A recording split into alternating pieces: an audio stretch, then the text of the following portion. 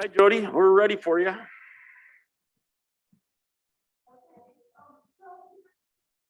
Come on up to the table. Yes. Good afternoon, everybody. Welcome to the Flathead Reservation.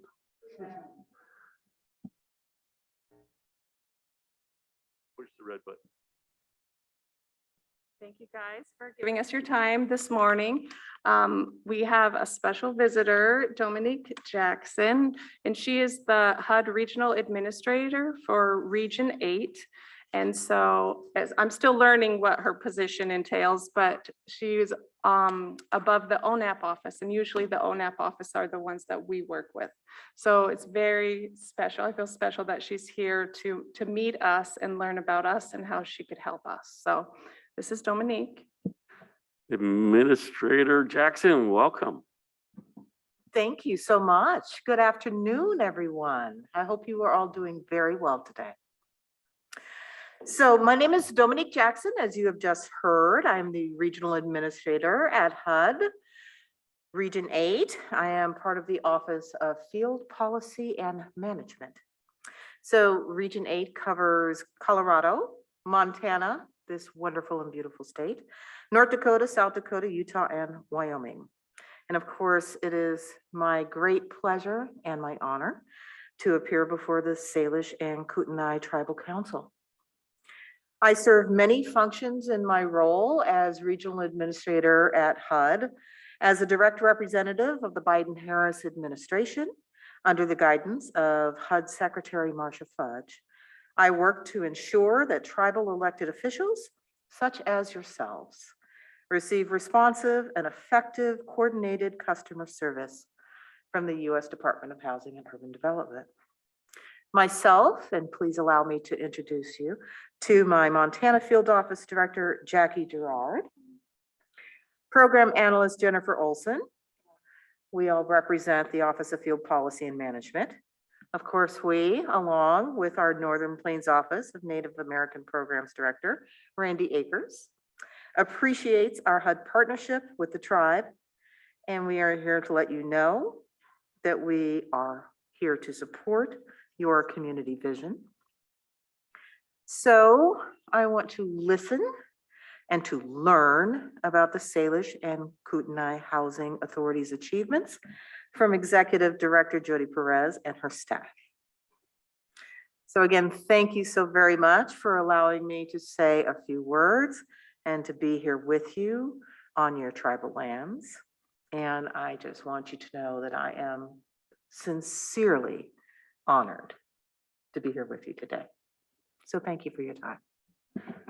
Thank you so much for coming. I really am excited about it. So, I mean, the services are critical on our reservation. So it's been a very great partnership and benefit for our membership. So we appreciate that. I'd like to introduce Ellie Bundy. She's our council representative on the housing board. So, and our alternate is Carol Langford. So hopefully they can provide a little bit of information to you also at lunchtime or afternoon. So that would be might be beneficial to you. But so what a critical component, you know, it is for us. I mean, housing is so desperately needed, and quality housing and all the other programs that Jody Shop provides for our tribal communities is really critical. You know, right now we have a crunch on people moving here. So I didn't get a chance to remind some of your colleagues in Washington, D.C. yesterday of this, but one of the issues of climate change is sheer number of people escaping places and coming to places like this. So the price of housing here has tripled, and the price of rent is doubled or more. So our own tribal communities are suffering from, not because of the heat or the catastrophic events that might be before us in climate change, but because we have climate change refugees moving here, and they're displacing our own people for affordable housing and services. So it's another critical need that's unique, probably to some other areas in Indian country, but certainly unique to us that we're not accustomed to. So that particular interest is something that you can help us out with. That would be great. So affordability is, and supply are two issues that we just can't seem to overcome. We have, homeless people, we have issues with folks simply trying to start new families. We have, mental health issues that lead to drug issues that cause the displacement of homes. So all those issues that you're familiar with are here, but sometimes they're enhanced because of the uniqueness of our reservation. Anyway, thank you.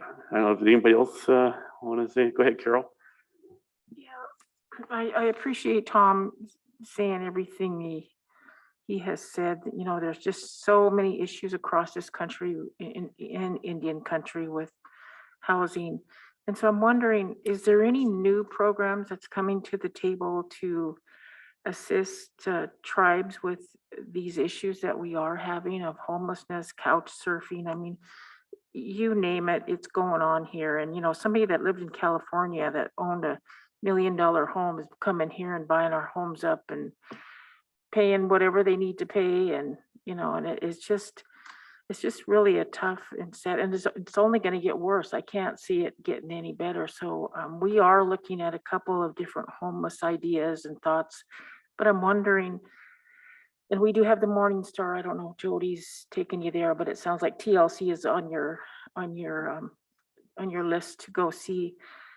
And we're looking at a homeless shelter in Polson, and we're also looking at some Bakken homes that are over in North Dakota, bringing them back. And that's all in thought process. It's not, cut in stone.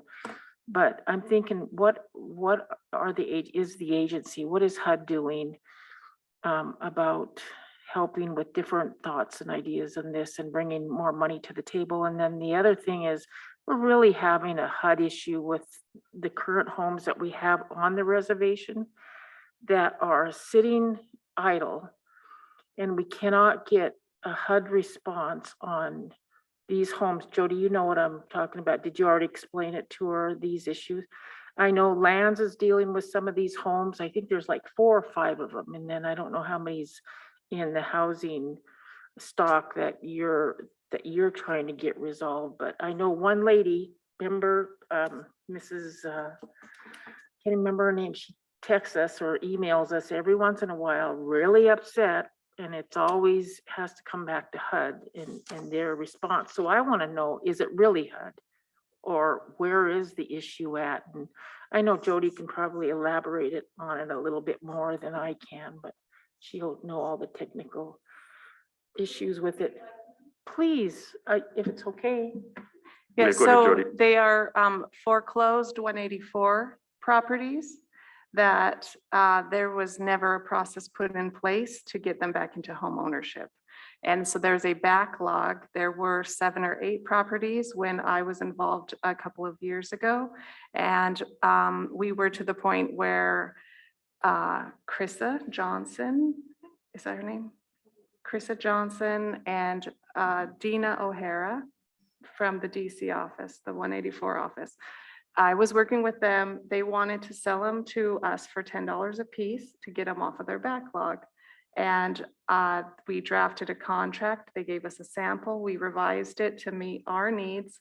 And then our tribal lands department told me that housing can't hold properties that are in trust. Only the tribe can. And so I connected our tribal lands and HUD, and they said you need to fill out these. We had to send $10 a piece for, I think, the first 2 or 3. And tribal lands did that. And then the woman who had been working with them changed departments. And then there were other people within lands who was trying to communicate, and they said they weren't responsive. So then after 2 years, I said, well, I can talk with them. And so I sent another email and I said, would you please move this forward? And she said, I need the title status reports. And so then George Ducharme from Tribal Lands sent them, and she sent something to Mark. And then I asked, did you follow up on that? And he said, I think we did everything we needed to. So the ball might be in Mark's court right now, but this is just for like the first 2 properties. And there's no system on how to get it back to lands from HUD. It's under HUD ownership, and the foreclosures are all in different processes. So they had gone into, the loan went into default, and HUD paid off the loan. So they were in ownership of the home, but they're not the ones on the title. It had to go through like DOJ, I think, to get back to in HUD's name. And I actually live in the very first one that went all the way through the process, and it took me 2 years to go through the process. So there's, I mean, we trailblazed once, but it hasn't fully happened the rest of the time. But the homes, most of them were vacant, and there's like woodpeckers that are taking over one of them. When I got mine, it had been vacant for 7 years. And there were like dead animals inside, the rodents, you know, mice and stuff, birds, and windows had been broken, and there was water damage, and, you know, like they were just falling apart because no one's maintaining the homes. And we have a huge housing shortage, so it would be nice to get all these homes back into the inventory for our tribal members. That's in summary what's happened. But it was maybe since February that was the last communication with HUD, but I don't know if they gave Mark everything that he needed, because I know Roberta was out too. So, but slowly trudging along, but it would be very nice if we could figure out that whole process and get those homes back for tribal membership.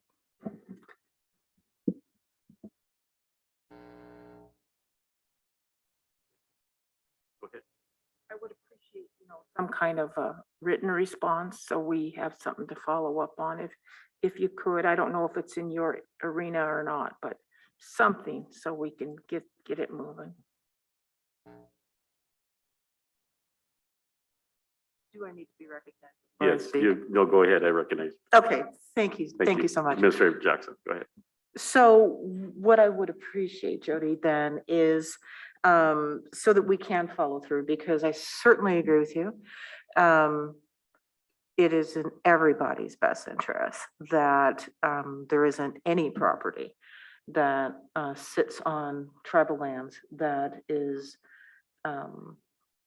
laying waste, as it were. It is not in anybody's interest that anybody go unhoused. So whatever documentation exists, if you could help me to understand what has transpired up until this point, who you have been speaking to in what agencies, so that we can then pick up the paper trail from wherever it was left, and so that we can figure out how we can best move forward. Okay? Sure. Yep. Because as I said, we are here to help. So we will do that. Of course, absolutely. As it relates to funding, I do know that one of the things that you had wanted to speak about was Continuums of Care. There is some new funding that is available. There is a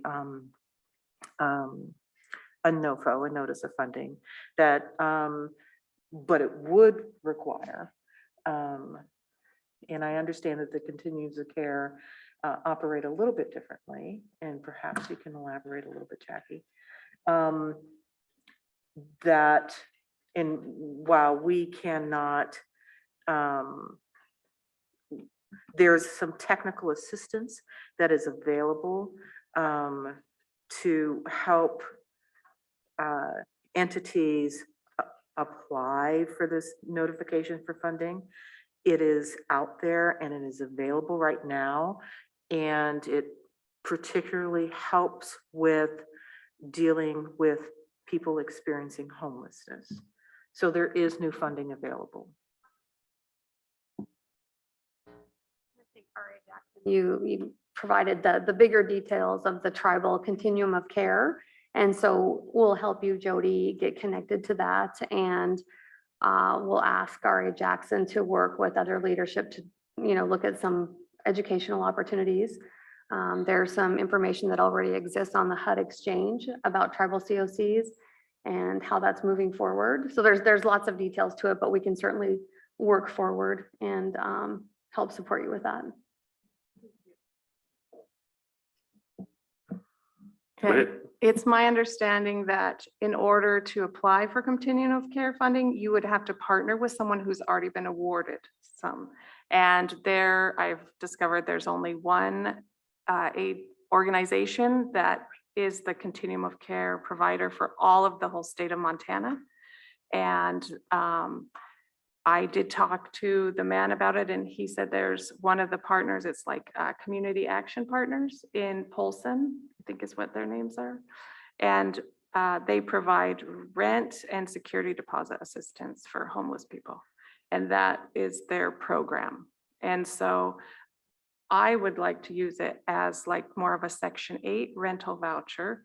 And it would be, even if the tribe, like how we converted the Starlight Motel to the Morning Star, that it could pay for rent like that. But I don't know if that's possible, and we'll have to see. All And right. Yeah, go ahead, Carol. When you say pay rent for homes, would there be a chance to have somebody pay rent for a homeless shelter? It's quite spendy. I don't know, but that may be an option. I don't know the details of it. We can certainly find that out, what the funding can be used to support. And we'll definitely get you connected to the Montana Continuum of Care. They have a new executive director that's just coming on board. So they're trying to build up to that and build that capacity so that they're able to develop new partnerships with tribes and move that forward. Thank you so much. I appreciate it. It's a tough one. Well, I'm sure you'll have a good afternoon of discussion, and Jody's gonna provide a lunch for y'all, and I really appreciate you coming in. Just love it. And Jennifer, Jackie, thank you for coming too. So Administrator Jackson, thank you for coming to our reservation. And we look forward to a mutual great relationship that's enhanced with this administration. So thank you. Any other things for council? If not, we'll adjourn, or well, I guess we'll adjourn for the day. And Yep, you guys are invited to lunch if you're available. We're Okay. just gonna have Stella's at the Housing Authority Nice. board. So you're going to be in the boardroom all Yes, afternoon, most of the yes. afternoon? Yep, so we're gonna have lunch in the boardroom, and then we're going to do the housing presentation that was similar to council orientation. And then we'll do the Transitional Living Center walkthrough, Project 30 walkthrough, and then Peachy. And then they'll be on their way. So just so you know, Yes. in your region, this is the most beautiful place. So if you haven't already observed that, just go ahead. Just a little biased, but. Thank you. Okay. We'll adjourn for lunch because lunch is waiting.